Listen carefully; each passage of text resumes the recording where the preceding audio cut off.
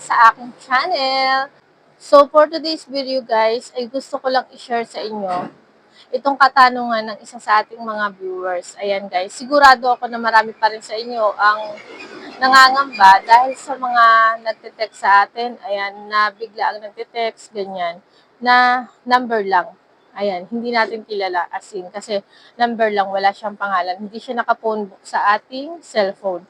So, eto guys yung katanungan niya. Hello po, pwede ba natin malaman pag may mag-text ng biglang number lang, makilala kaya kung sino ang may-ari? So, ayan guys yung kanyang concern, no? Di ba may mga nagtitext sa atin ng mga biglang number, tapos hindi naman natin kilala. Di ba number lang? Ayan. So, paano ba natin malalaman, guys? Dalawang tips ito, guys, na ituturo sa video ito. Ayan, kaya huwag kayo mag-skip. Dalawang basic na tips lang ito para sa inyo. Para alam nyo rin kung paano natin malaman kung sino nga ba itong may-ari ng number na nagte-text sa atin. So, huwag kayo mag-skip dahil napaka-importante nito, guys. Kung ikaw ay bago lang or napadaan lang sa aking channel, huwag mong kalimutan mag-subscribe. Siyempre, like mo na rin at hits mo yung bell button dyan sa baba para lagi kang updated sa ating mga latest upload. Ayun, guys. So, meron tayong super thanks dyan, baka naman. Ayan, kung gusto niyo support sa ating channel, guys, ayun. So, yun guys, mag-umpisa na tayo. Let's go. So, una guys, pupunta muna tayo sa ating message. Ayan, hindi sa messenger guys, dito muna tayo sa ating message apps. Ayan. Then, hanapin natin guys yung number na nag-text sa atin. So, ako dito may number lang na hindi naka-phone book sa aking cellphone. So, try natin. Ayan. Itatap lang natin yun. I-open natin yung mismong number na nag-text sa'yo. Ayan. Open natin. Then, may makikita kayo guys na tatlong tuldok sa taas guys. Ayan. Pindutin lang natin yon. Ayan. Tapos, pindutin natin itong view contacts.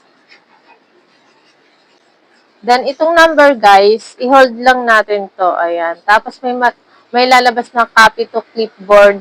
Ayan. Pindutin natin para makopy yung number. Tapos, back na tayo, guys. Back na tayo. Then, punta naman tayo sa ating GCash apps. Ito. Ito yung una nating proseso, guys, para makilala natin. Malay nyo, kakilala nyo naman talaga, di ba? Para magkaroon lang kayo ng idea kung sino ba yung number na nagte-text na yun. Ayun, guys. So, kapag nandito na tayo, guys, sa loob ng GCash, pindutin lang natin tong send. Ayan. Tapos, pindutin natin tong express send. Tapos, dito guys, yung kinuha nating number kanina, ipipaste lang natin siya dito. Hold lang natin to guys. Dito sa lagay ng number. Sa enter name or number, ganyan guys. So, paste lang natin dyan yung number na kinopya natin sa ating message kanina. Tapos dito, magta-type tayo dito kahit piso lang. Ayan. Hindi naman natin to maisisend guys. Gagamitin lang natin to para lumabas yung pangalan, yung may-ari nitong number. Kung ginamit niya yun dito sa GCash. Ayan. Karaniwan kasi guys na yung mga number, di ba, ginagamit sa GCash, sa paggawa ng GCash, di ba? Malay mo naman na ginamit niya to dito sa GCash. Kaya try natin. So, pindutin natin tong next. So, ayun guys, kung nakikita nyo may lumabas na pangalan dito, pero hindi nagbibigay si GCash ng buong pangalan guys kasi nag-update na siya. Hindi niya binibigay yung kompletong pangalan. Pero malay mo naman, kilala nyo to. At least nagkaroon kayo ng idea. Malay nyo, kilala nyo naman to, di ba? So, ayan guys yung unang tips natin. Punta tayo sa pangalawang tips natin. So, back tayo.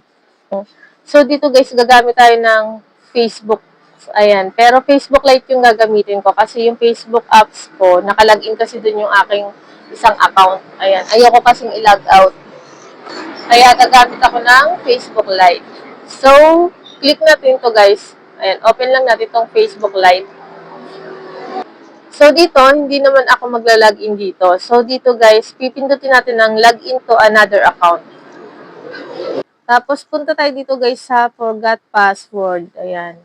Pindutin lang natin yan. Tapos, dito guys sa mobile number, ayan, yung nakalagay dito, find your account. So, ilagay lang natin yung number na kinapi natin kanina sa message. Ayan, pipaste lang natin ulit. Hold lang yan para ma-paste.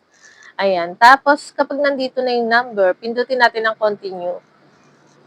So, eto guys, lumabas dito yung pangalan niya. Ayan. So, ano na lang yan, para-paraan na lang yan para malaman natin kung sino talaga yung nagte-text. So, ganun lang kadali guys.